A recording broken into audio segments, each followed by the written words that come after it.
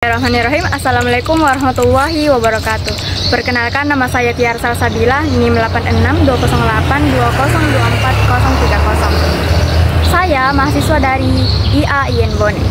Nah, di sini saya sangat bersemangat karena saya akan bertemu langsung kepada salah satu tokoh agama yang ada di Bone. Nah, di sini saya sedang berada di Vihara. Di sini saya akan berbincang dengan beliau tentang bagaimana kebijakan pemerintah yang ada di Bone dan juga apa harapan-harapan beliau tentang kebijakan yang ada di Bone. Oke, langsung saja mari kita temui beliau. Let's go.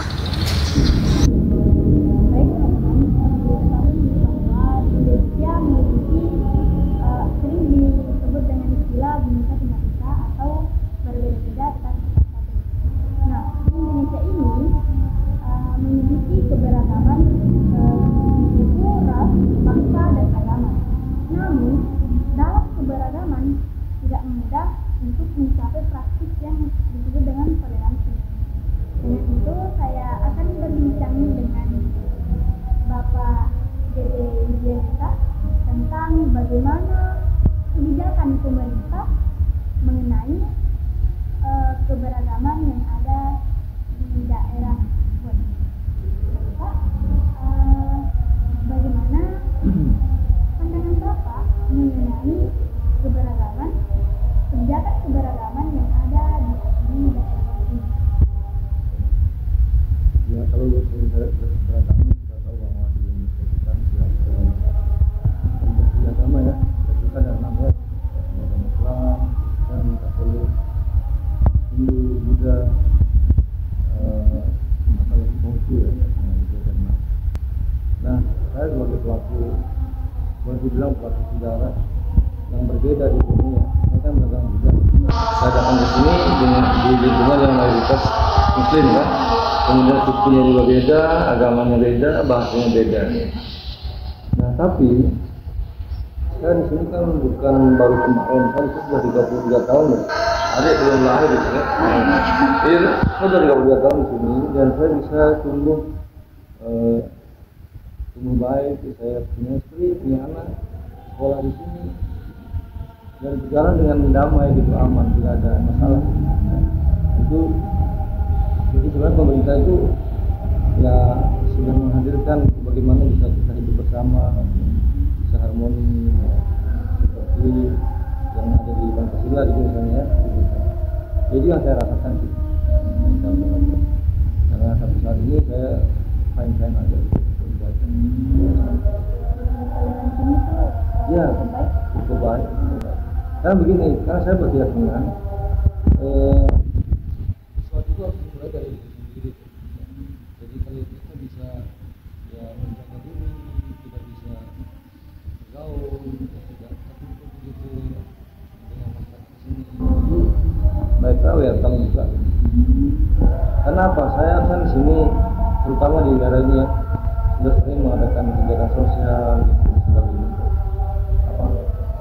Keberadaan saya di sini gitu ya, saya dengan desa atau dengan warga sekitar, kalau momen tertentu seperti kemarin hari besar mau Idul Fitri kan, kami mengadakan bagi takjil di depan, bagi sembako untuk orang yang lewat atau memerlukan gitu kan.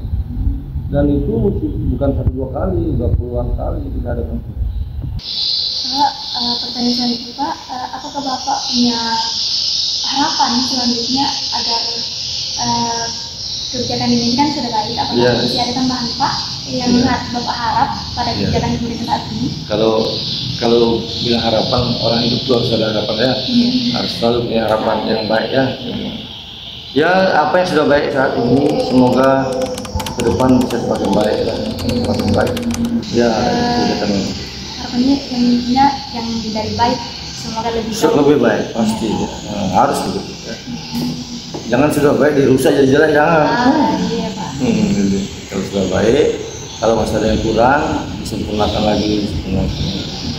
Kan tujuannya kan begitu, tujuannya untuk harmoni, bahagia, berdamai kan gitu.